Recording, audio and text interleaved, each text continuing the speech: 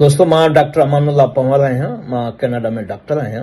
नौशेरोफेरोज सां मुंहिंजो तालुक़ु आहे। मुंहिंजे इलाइक़े में हिकिड़ो वाक़ियो थियो आहे जेको मां चाहियां थो त दोस्तनि जे आॾो रखां त शायदि मतां उते कुझु रिलीफ मिले।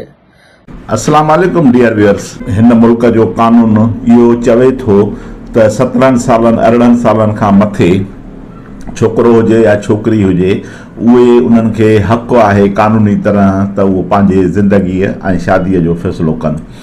सो पंहिंजो हिकिड़ो वाक़ियो थियो आहे जंहिंमें डॉक्टर अमानुल्लाह पंवर साहब जी वीडियो जॾहिं मां ॾिठी त मूंखे मुनासिबु लॻो त डॉक्टर अमानुल्लाह पंवर हिकिड़ो लिखियो पढ़ियो माण्हू आहे ऐं तमामु सोशल माण्हू आहे त हीअ तव्हां ॾिसंदव त तक़रीबन हर शहर हर ॻोठ में इन क़िस्म जा वाक़िया थियनि पिया ऐं माण्हू रुॻो इन शयुनि में फाथल आहिनि।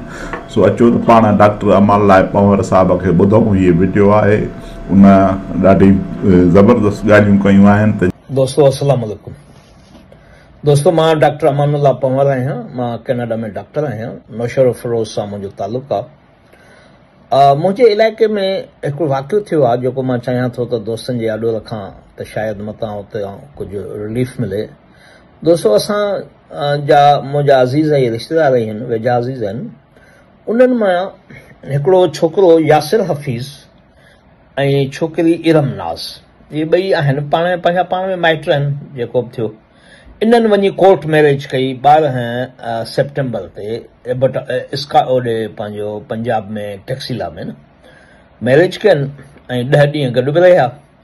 उन खां पोइ छोकिरीअ जो जेको पीउ हो ज़ाहिर आहे उहो पैसे वारो आहे, ठेकेदार आहे, कारोबारी माण्हू आहे।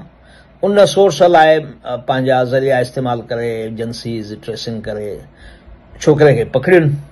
छोकिरे खे पकड़े उन खां ख़ाली कागज़नि ते सयूं वरितनि ऐं उन खां छोकिरी फुरियनि ऐं उनखे चवनि त तूं हैदराबाद वञी न अचिजांइ कॾहिं।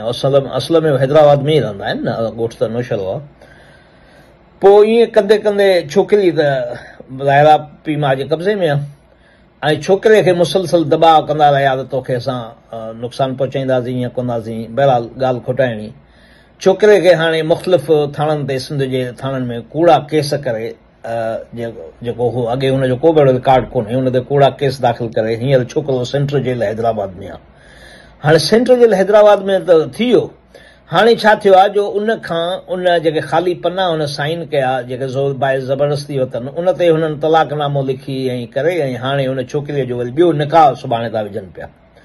हाणे ॻाल्हि इहा आहे त जेको आहे न निकाह जे मथां निकाह त थी नथो सघे। छोकिरो जेलो जाॻंदो वेठो आहे सेंट्रल जेल में त जेको आहे उहो चई सघे थो त इहो सॼो कूड़ आहे।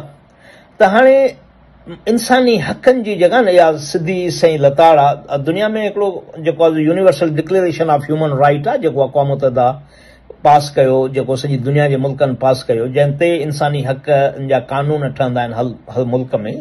हाणे उनजो आर्टिकल 1 आहे त हर इंसान आज़ादु आहे, उनखे ज़िंदा रहण जो हक़ आहे। आर्टिकल 3 थो चए त हर इंसान खे ज़िंदा रहण जो हक़ आहे। They have right to life, liberty, security. Article 5 चए थो त no one subjected to torture और इनह्यूमन ट्रीटमेंट। आर्टिकल 7 चए थो त equal protection in the law.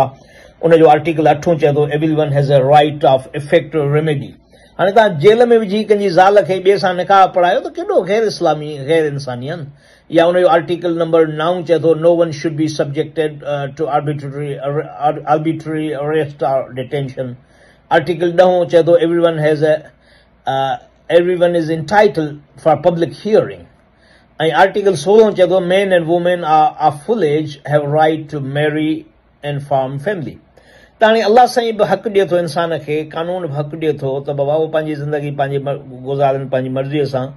पीउ माउ ठीकु आहे हिकिड़ी स्टेज ते उनखे सम्झाए सघे थो, पर शादी थियण खां पोइ त उनखे ईअं ज़ेलबाल करणु, ईअं हिरास करणु, इहो माहौल करणु, कूड़ा केस दाख़िल करणु, माना मसइलो विया त हू ग़रीब आहिनि। हाणे कंहिं मिसकीन खे ईअं निपूड़जे, उनजे छोकिरे जो पीउ ग़रीब आहे, मिसकीन आहे, को बि बिरादरी बि हुन सां गॾु कोन्हे, छाकाणि ग़रीब आहिनि। हिते असांजे मुआशिरे में थिए ईअं थो त ग़रीब सां केर बि गॾु नथो बीहे।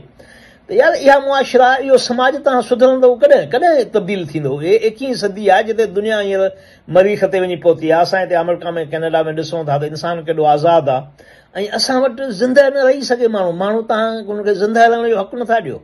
रुगो इहो त मूंखे मुंहिंजी मर्ज़ी आहे, मां असां नथा चाहियूं जे असां इहे छॾे ॾींदासीं त असांजूं सभु छोकिरियूं हली वेंदियूं। What is this nonsense? त मां अपील कंदुसि पुलिस खे, गवर्नमेंट एजेंसीज़ खे, लॉ एनफोर्सिंग एजेंसीज़ खे ऐं मज़हबी धुरियुनि खे, दोस्तनि खे, वकीलनि खे त माना इहो गैर इस्लामी गैर अख़लाक़ी कमु निकाह जे मथां निकाह सुभाणे थिए थो पियो। माना इहो त ज़ाहिर आहे निकाह त इस्लाम में त न थियो न, क़ुर में त निकाह न आहे। हाणे उन खां पोइ इहा माना ज़ना थिए, माना असां हाउ दिस सोसाइटी इज़ गोइंग। तव्हां छा था सम्झो तव्हां इन सां सुधरंदव? इन सां बिल्कुलु कोन सुधरंदव। तव्हां तरक़ी कंदव? बिल्कुलु तरक़ी न कंदव। तरक़ी थींदी आहे इंसानियत सां, सचाईअ सां, हक़ ते हलण सां, हक़ जी ॻाल्हि ॿुधण सां, ह्यूमन राइट जी प्रैक्टिस सां। U can not survive, U can not live without providing justice to people, justice to community like that. So I'm appealing everyone to help this couple त हिन जोड़े जी मदद कंद जीअं हू पंहिंजी ज़िंदगी गुज़ारे सघनि ऐं इहो गैर क़ानूनी, गैर अख़लाक़ी, गैर इंसानी कमु न थी सघे। Thank U.